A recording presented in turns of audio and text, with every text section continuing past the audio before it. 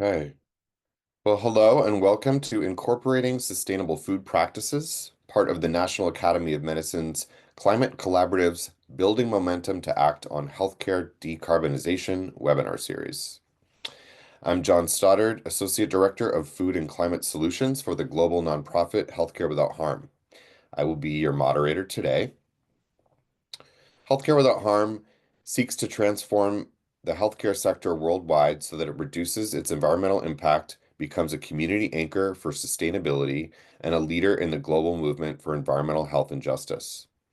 Healthcare Without Harm's powerful network, built over the last 3 decades, is working to transform the health sector, ensuring it can balance the immediate needs for mitigation, resilience, and equity made bare by the climate crisis, while serving as a leader in the broader shift to a just low-carbon economy.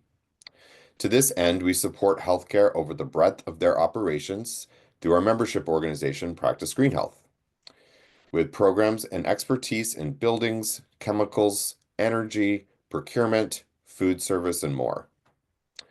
As one example, our Plant Forward Future program and the Cool Food Pledge have helped over 140 hospitals reduce their greenhouse gas impact from food by over 20%, with some individual hospitals achieving reductions as high as 50%. Investing in our food system is an investment in a resilient future.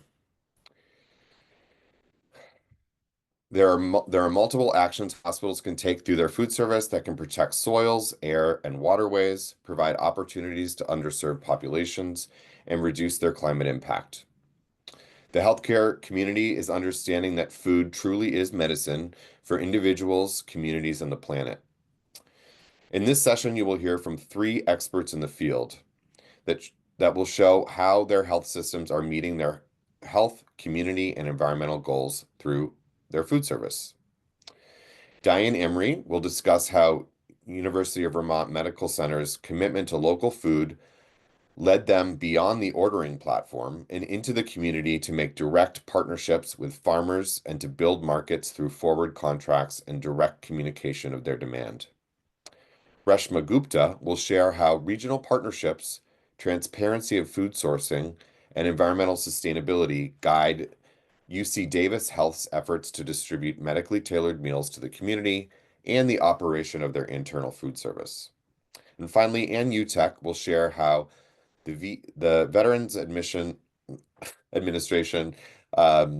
nutrition and food service model of integrated clinical nutrition and food operations is key to supporting multiple aspects of nutrition care for veterans. So with that, I'll pass it over to Diane Imrie. Great. Thank you so much, John, and thank you for having me here today. So I'm currently the Director of Sustainability for the UVM Health Network, and that's 3 hospitals in Vermont and 3 in Northern New York. But prior to that, I was the Director of Nutrition Services at UVM Medical Center for many years, and it's that experience that I'll be sharing with you today.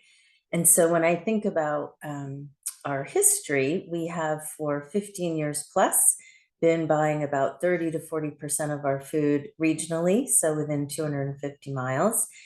And that started as just a local food commitment, but has evolved over the years to truly what I think of as farm partnerships. And so it's those stories that I'll be focusing on today. So we originally started having farm meetings, usually in January, with the majority of our farms that we were buying from.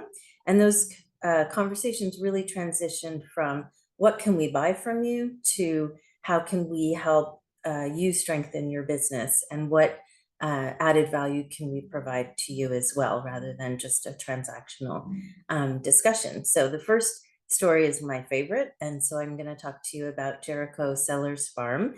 They are a large vegetable farm very close to the hospital. We've been buying from them for many years. And we were opening a new cafe and really wanted to buy greens from them, both increasing our purchase, but also we really wanted greens later into the season.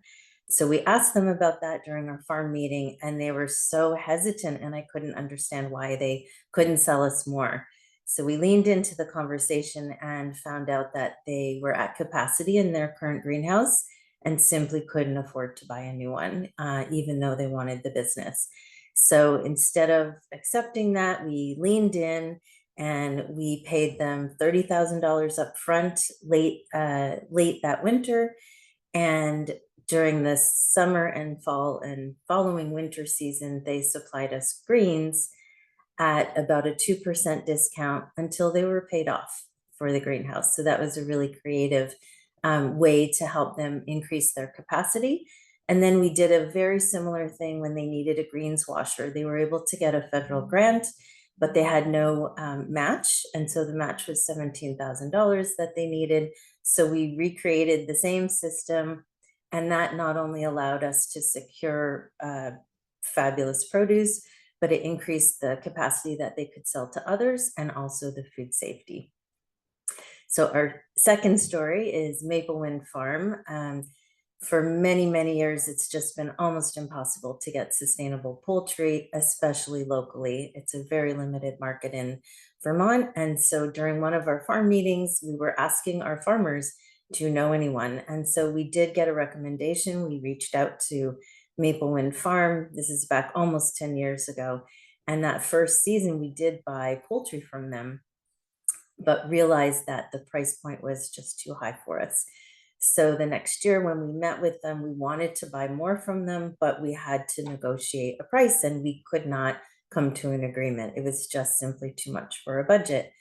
So instead, instead of just leaving it there, we also leaned into this conversation and found out that what they really needed was cash upfront in the spring. That is the time of the year that they're most deficient in cash, and that's also the same time of year that they need to pay for all of their chicks for the fall, for that season. And so we did a pre-purchase and we bought, I think it was again $30,000, 35. We forwarded them that cash. They secured all of their chicks for the season at a lower price, which helped all of their, that really helped their business.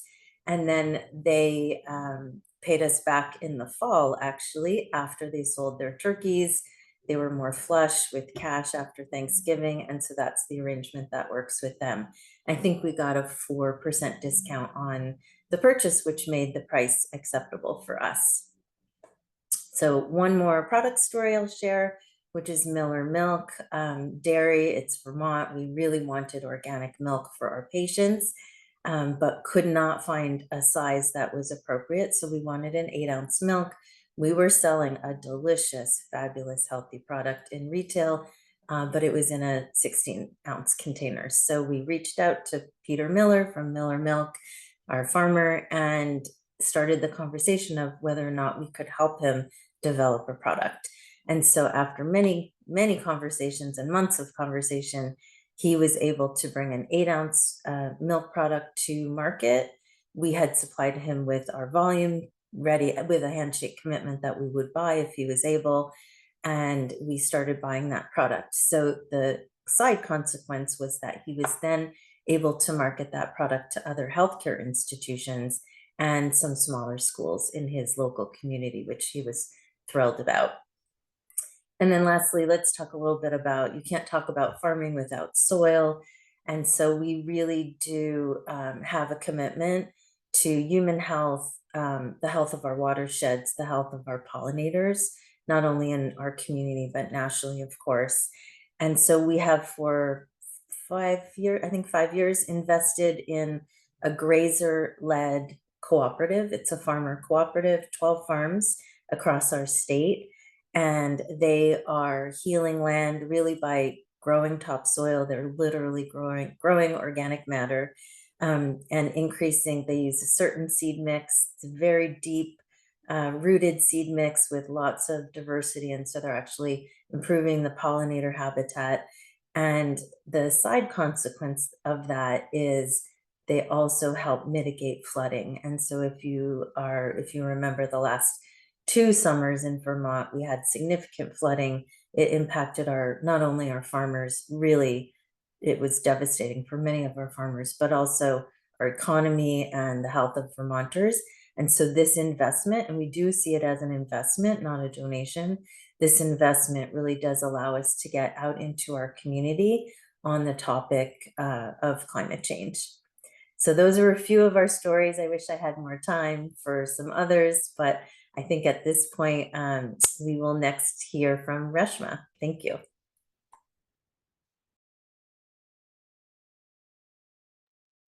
Great, thank you so much. I'm very excited to be here. So I'm coming from UC Davis Health and in a role as our Chief of Population Health and Accountable Care, but really work in a partnership. And I think we'll be talking about this as we get to discussion as well around partnering with our chef here at UC Davis Health and Food and Nutrition Services, as well as our Associate Vice Chancellor for Health Equity, developed this program. So one, I want to acknowledge them, but also that partnership has been key to the success of this program. And I just don't think we would be where we are without that partnership there. We'll jump ahead to the next slide. So just as a quick background, so University of California Health is 6 large academic centers. If you see on the right, these are kind of the patient catchment areas across the state of California. So conglomerated together, we're one of the largest health systems nationally, and essentially it's over 600,000 meals a day that get served across our medical centers. So UC Davis Health is that dark blue, navy blue circle that in Northern California. And so it's 2 hospitals, 12 clinics serving 33 counties, and a large catchment area of about 1.6 million. It's very diverse. We cover an area that goes all the way from the border of Oregon into Nevada, down to Central California, and then over to the Bay Area. Quite diverse in terms of ethnicity, language, socioeconomic status, but also we're a blue part of the state, so a lot of political diversity as well. We are in a state that does have the 1115 Medicaid waiver, so that includes medically tailored meals, which will cover meals up to 12 weeks, 2 meals a day. And so that context is really important to how we got buy-in and kind of developed our program system-wide. Another key background for UC Davis Health is we have very strong roots in community health. We're a land grant institution. And so there's been a long history around commitment to our local communities, farmers, ranchers. And our kitchen itself serves over 6,000 meals a day. And our chef, Santana, our executive chef, is almost a local celebrity here a bit, as he was a chef for the Golden State Warriors team back in the day. But is really focused on jumping into healthcare to make medical cuisine tasty for patients and employees, as well as families. Next. So a little bit more background. Our program is called Foodways to Health, with a real focus in our goal around increasing access to healthy foods, fresh produce, and medically tailored meals, but with a focus on all of this on using climate-friendly practices. And so there's a large emphasis, because of that background I provided, in integrating the community. And so this involves the meals that we provide through the local sourcing, being able to be using culturally humble practices, and what we often will say is culturally palatable. And so the buy-in for our communities to actually eat these meals, so that an Asian meal does not mean one thing, and it has the diversity of the communities that we're in are included, as well as food literacy. And so including cooking recipes, trainings, cooking classes, things of that sort, so that healthy eating practices sustain beyond sourcing and the food being provided in itself. Next slide. So just as some background, these are the 5 key pillars that really support our program. And so I was really excited, Diane, as you were presenting, because I think there's some common findings here between our institutions, but one of them very much being environmentally sound food sourcing. So really looking at 250 miles as well, that the majority of our food is actually sourced through local ranchers, pastures, farmers, fisheries, and or within the state of California borders. The second is around prioritizing partnerships with local businesses. We are an anchor institution, which means that we have a commitment to the community, both in terms of hiring practices, sourcing, and other things of that sort. And so our commitment to food sourcing locally really ties to that. The third is really working in fellowship with our communities. So understanding what are the capacity needs that they have. And we're talking about businesses, restaurants, community-based organizations, and then ranchers and farmers, to really think of creating a food system across all of these in our regional area. And that includes training sometimes on these new policies and regulations that might reimburse for some of these programs. And then from a implementation perspective, care navigation, so actually having some personnel for patients in a targeted way to reach out to them about obtaining healthy foods and the benefits they might be able to access. And then climate-friendly food waste practices, so diverting food waste from landfills through donation and upcycling on the non-edible compost. So if we hit next, I'll tell you a little bit about, who are the populations of patients that are mainly affected by this. So from a lot of the food sourcing based work, anyone eating, right? Anyone receiving food, if it's employees, trainees, medical students, pharmacy students, our community and families are accessing this food. And it's mainly plant-based food as well. And then for the medically tailored meal component of the program, where we're providing food out into the community for that extended period of time, it is focused a bit on where the reimbursements happen in Medicaid patients across 5 main chronic conditions, and it's system-wide. So it's ED, inpatient, outpatient, specialty care has been our key focus. Next slide. So I just want to focus a bit on one specific part, which is around the transparent sourcing and the so we, similar to Diane, have also really invested in creating these relationships and partners with farmers and ranchers for transparency. And it's transparency in 2 ways. It's transparency to patients. So every patient who gets a meal, or every employee who gets a meal kind of recognized that's coming out of our kitchens, actually gets a card that describes where the food is coming from and the knowledge that a certain percentage is coming from farmers, ranchers, pastures that use regenerative farming or that use healthy environmental soil practices. We also provide transparency in terms of the businesses that we are aligning with. So that's, again, farmers, ranchers, pastures, or fisheries.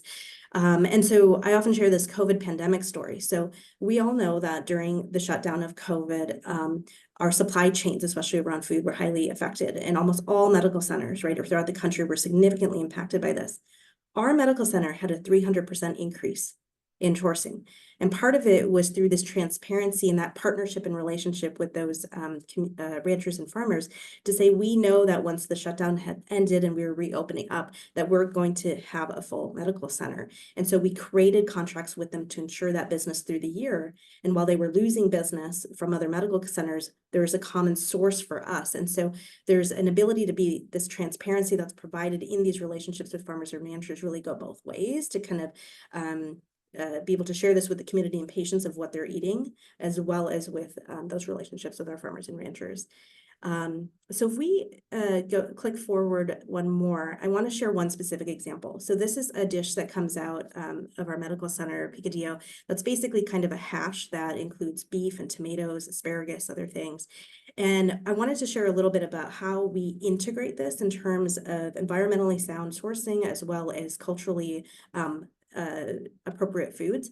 So if you move forward, this is an actual example of a card that someone gets on the right side of the slide. So these are the ingredients of this specific dish, and this is UC Davis Health, and you can see our sour cream comes from Petaluma. We have tortilla chips coming from Elk Grove. We have asparagus coming from Esparto, California. This is the picture directly from their farm, and our beef is coming from Richard's farm that uses regenerative practices. So this is a way to really make sure that that transparency holds consistent every time. Next slide. So what came from this work, here's some of the pictures from the meals provided in our medical center, is that our climate-friendly practices with kind of a farm-to-fork kind of branding on it is really focused on clean and source transparent options, as we mentioned. And that movement towards plant-based options as well has increased about 300% since 2017 when this really started, as well as our promotion of these programs in terms of sustainable foods. So from this work, if you click next, our medical center has been recognized by a few groups, including Good Foods 100 lists, the Practice Green Health, as well as the James Beard Foundation specifically around our seafood. Next slide. So some quick results on this. We actually do participate in Cool Foods. So it's a transparent reporting program where we really report on our food purchases. We've been doing this every year since 2017. Just to orient you, on the left side of these great circle diagrams is the food purchases, and on the top it is from 2017, and going down it's 2023. And you can see that the red, which is the beef and lamb, moved from 6% down to 2%, and then the huge expansion in the blue and the green, which are plant-based foods. And on the right side from 2017, on the top right, going down to the bottom right, you'll see the changes in carbon costs.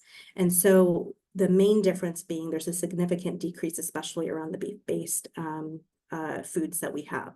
So if you go to the next slide, it shows a little bit of how UC Davis compares relative to other institutions that are a part of the Cool Foods Reporting Program. And there's some Northern American diet targets, as well as 2023 targets for the Cool Foods Program to reduce by 25%. And so on the y-axis, you'll see its total food-related carbon costs adjusted for 1,000 kilocalories. So the blue line here is really what the other Cool Foods participating health systems are moving towards. And UC Davis is the red line. And so over this period of time, from 2017 to 2023, we had a 31% food-related reduction. Next slide. So as I mentioned before, I don't think that we would be able to create such a broad food system approach without having bridging silos. So not only in the community with our ranchers and farmers, but also internally in our organization to bring the knowledge and the relationships that exist within our health equity leadership, Dr. Henry Ton, as well as the culinary and farming kind of sectors and relationships that we have through our food and nutrition services. And then with myself in terms of implementation and coordinating our patients to link workflows to access all of these programs. And so I just want to thank my team here. But I will go ahead and pass the next section over to Anne. Hey everyone, thank you for having me. I'm Anne Utech from the Veterans Health Administration, and I'll just quickly introduce myself and our audience, who we serve, and then quickly get it back over to John for our panel discussion. Really appreciate the topics and questions that you all in the audience here today submitted ahead of time, so I want to make sure we get to those. So I'm Anne Utech from Veterans Health Administration. We serve an audience of hospitalized veterans in our 172 VA medical centers across the country and Puerto Rico. We serve about 32 million meals a year.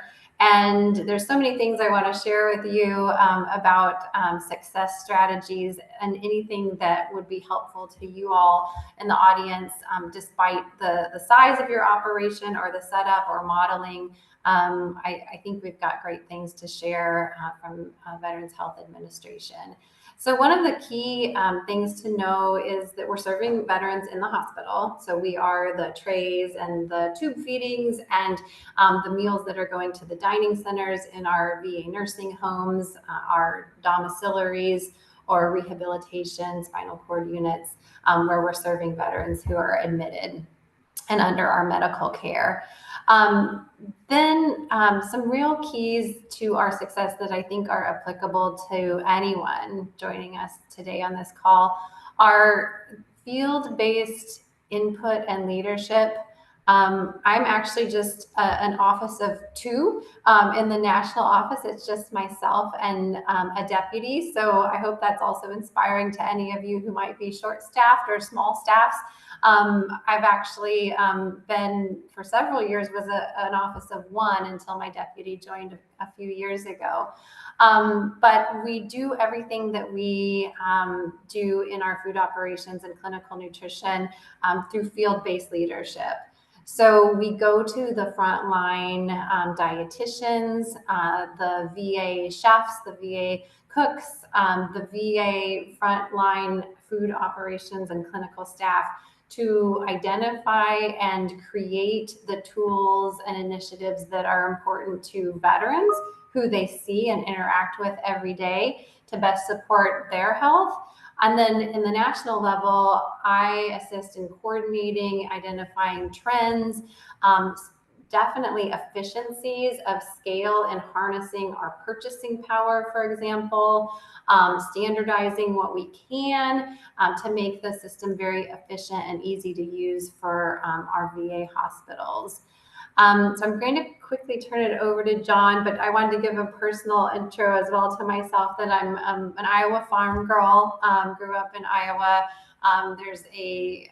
We have a century farm in our family that's still active today with 28 headed cattle that I know each one individually, and grow corn and soybeans on a rotating basis. So agriculture and food has always been very close to me personally growing up, and I'm just honored to have been able to continue this systems thinking into the Veterans Health Administration. So John, I know we're short for time, so I'm going to pass it over to you, and I can't wait to tell the audience more as we get into our questions. Thank you, Anne, and thank you to Reshma and Diane as well. Really great to hear about your thoughtful and impactful work. So we're going to move into the panel discussion portion of this webinar. And we have some questions. So I'm going to start with a question for the group. Maybe I'll sort of ping Reshma first on this, and if anyone, either Diane or Anne wants to chime in, please do. So first question is, for many hospitals, budget is an issue when buying food according to your values, such as locally produced food or pastured meat. So what advice might you give folks that are facing sort of budget challenges around in doing that? Yeah, and I would say that that's all of us, especially post-pandemic, right? So definitely have a lot of thoughts there. When we've gone into kind of the analysis around our food budget, there are opportunities that exist when you create those relationships and partnerships that Diane mentioned as well, where sometimes with those relationships over time and with that agreement of understanding their needs. And honestly, the story I shared about during that pandemic of being able to say that we're going to commit to contracts over X period of time provides a kind of a reassurance from a business perspective to be able to negotiate down in terms of volume, right? And so that has actually helped quite a bit in terms of bringing costs down. The reality is, though, is that there's still going to be certain types of food and produce that are more expensive, or that regionally in our areas, I'm in a Mediterranean climate, and so it's a little bit easier. But when we talk to folks that are in the Northeast, in the Midwest, where, it snows and not everything grows year round, the ability to be able to bring in food that's from elsewhere, there's pros and cons to the cost of things. And what we'll say is that over everything, there are certain items that are going to be a little bit more expensive if we're truly focusing on trying to get 100% regionally sourced, or, those kinds of things. And so what we've done is we've set our goals to adjust for that. And so that means that we're not expecting 100% to be regionally sourced and 100% to have to be kind of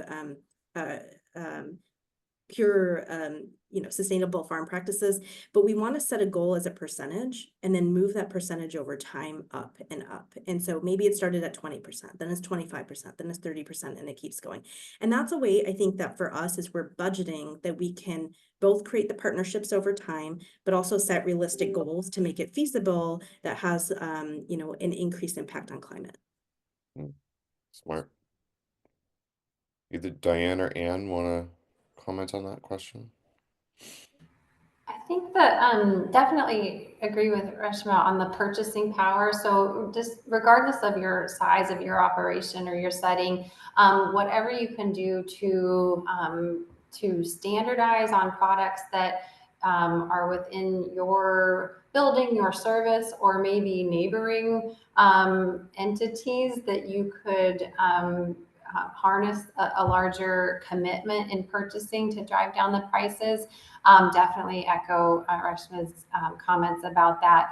Another thing that's been effective with us is the voice of the customer, is collecting data on customer satisfaction, the changes that we see in customer satisfaction when we go from one type of food service, which might be cook chill or bulk food prep, to cook serve or room service. And then also health outcomes like length of stay, those kind of things, customer satisfaction and length of stay really speak to a healthcare executive's purse strings. Mm. I can add, John, just briefly that I think it's important as you take this journey to really be clear about your own priorities for your organization. So for us, it was meat raised without antibiotics, local dairy, moving to, transitioning to organic as we could. But some of the products just are not that important to us. Like we're sugar packets as an example, if you're using those, get the cheapest deal you can. And so try and find the savings in the less important areas to be able to move your food to your priority areas. And then I'll just share that it really can be done. So prior to the pandemic, our food budget was increasing at less than inflation, even though we have these priorities. So just if you're wondering if it can really be done, it can. So just a word of encouragement. Thanks, Dan. I think we all need that. Um, this this is a question I see often in my role, and then we've gotten to it's not really about food, but it's about plastics, using plastics. So two different questions basically asking how to reduce or eliminate single-use plastics, and if you've been able to do that in your organization. So kind of for the group, and if anyone, any person wants to chime in.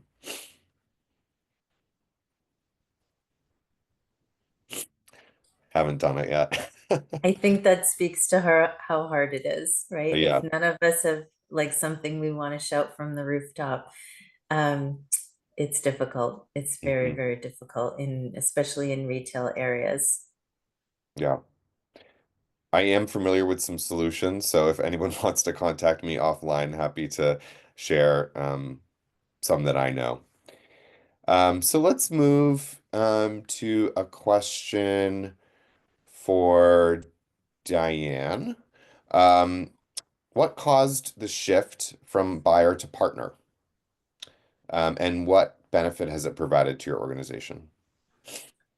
So I think I was, it's really a personal reason. I was feeling a real power imbalance in our meetings with our farmers, and not feeling really like an anchor institution, because we're, could be the largest buyer for most of our farms. And so just to talk about price seemed imbalanced to me. And so really thinking about our place as an anchor institution, how could we help benefit the community? So a good example is that the greenhouse that went up, we not only have secured the food supply for us during things like a pandemic, like Reshma had mentioned, or national shortage of spinach as an example. So we've secured our own future, but then also that farm, uh, I didn't know at the time, but the year that we made that greenhouse deal was the year after Irene hit, and that farm was seriously considering going out of business. And I only found this out a couple of years ago. And somehow this one thing was able to just push them far enough so that they were profitable that year. And so that farm is still in that community. And that's a really important role that we can play.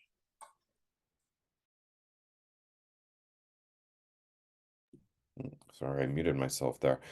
Okay, Anne, a question. What are the essential ingredients to VA's recipe in your model?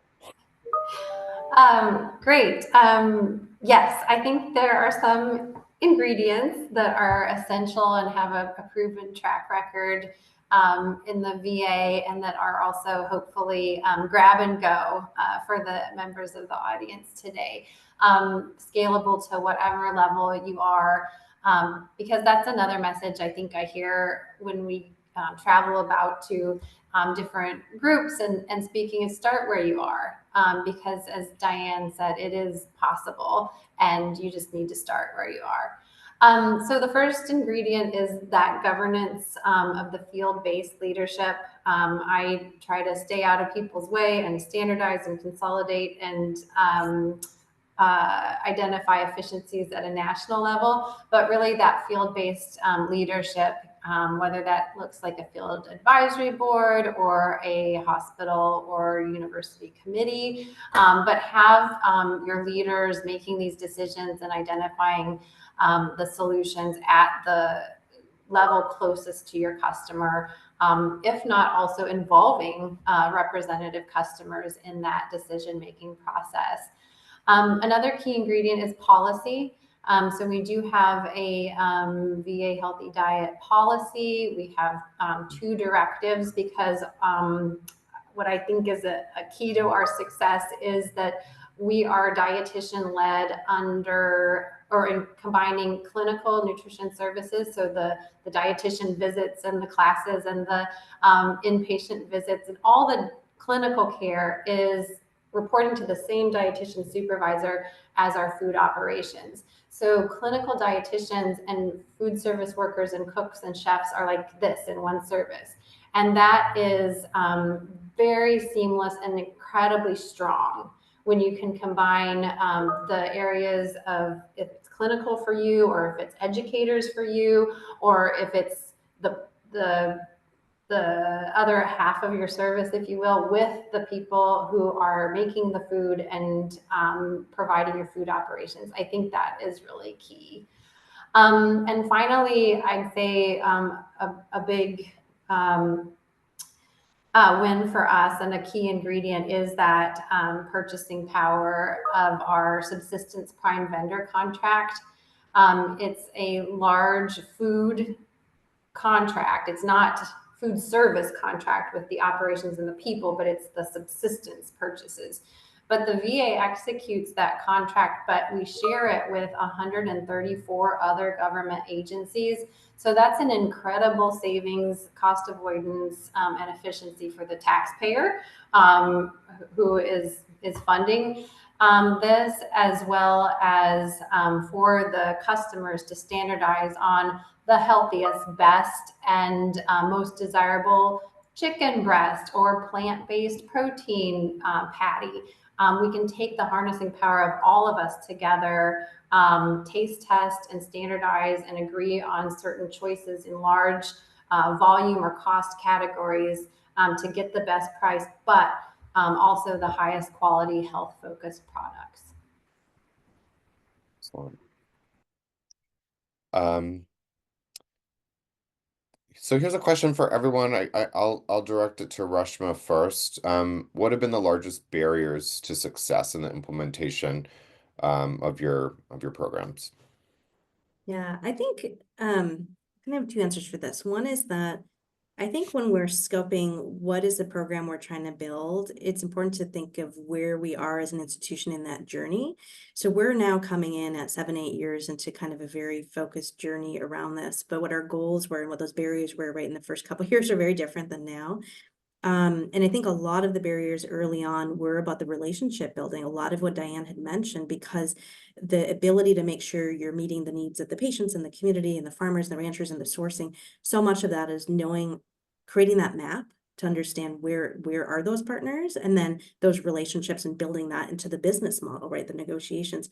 Right now, I think at this point, and we're 7-8 years in, I feel like it's a little bit different. We've been focused a lot on our medical center, and I think a lot of the conversation today is often been talked about, the food that we deliver in our cafes and our restaurants, and then in the bedside, right, in the inpatient.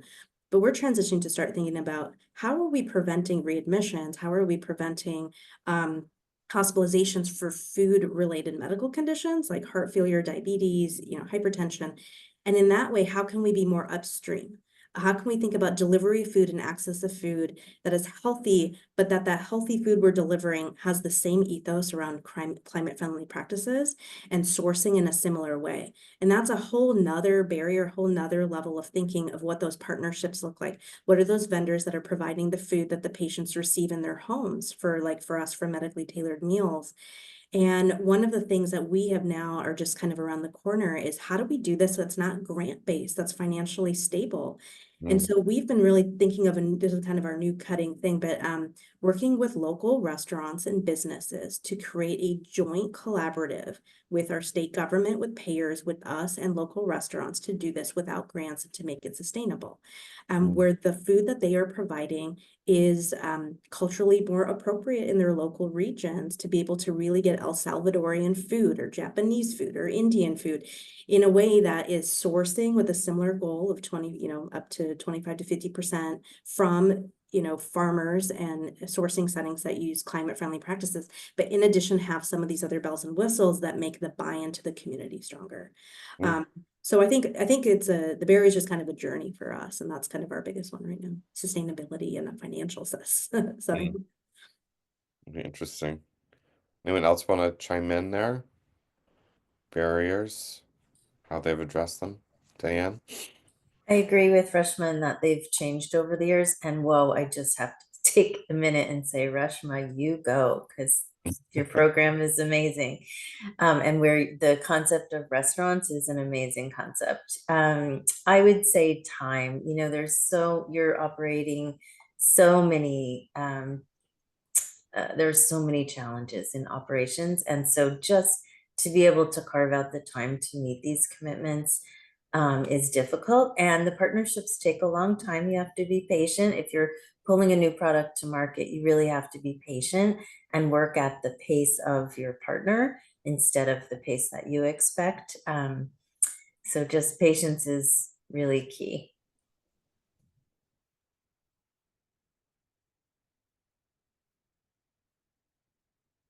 Hey, I have another question.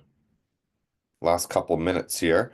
Um, so this is for Anne, or more broadly, how do you manage your environmental sustainability data across different partners and suppliers so that data is consistent? And how does the panel select a manageable number of sustainability metrics to track when there are so many possibilities? That was for I will pass that quickly to another panel member because mine will take more than 2 minutes. okay. So I will pass. I can jump in just briefly. We're more regional than kind of national scales, a little bit more focused. But so we've really looked at how best we can measure this. And we definitely, being University of California, Davis, have a connection with our agriculture school and environmental health. So there's some help that we have in thinking about this. So one is, where are those main points in our math equation to ultimately get to looking at carbon emissions? So one is sourcing, and this has to do with the transparency. So there's a component of the percent of, food that we're getting from more regional source food, and then specifically those that are coming that are more plant-based. So we can measure that, and that's kind of what some of the data was that I showed. The other piece of it is the equation around how much food are we, donating, and kind of some of these other processes that we have that are not even just part of the preventative part for climate change, but it's also kind of that food waste, and there's ability to calculate that right in terms of savings for carbon emissions. And so we have 2 or 3 of these main areas that we're really measuring those key processes for, and then can calculate that then down into carbon emissions. So ultimately it's carbon emissions that we're going to hold ourselves to the reduction. And same, the Cool Foods program is a way to keep us accountable. And we've been trying to spread that across the other UCs and get the entire UC system to kind of follow that under the leadership of our chef, Santana. Excellent. Well, we're right at the top of the hour, so I want to thank our panelists so much for sharing your work. And I want to encourage folks in the audience. This is just one of several webinars being put on, so please go to the website and make note of the next webinar that's coming up and join us for that as well. Thanks, everybody. Have a great day. Thank you.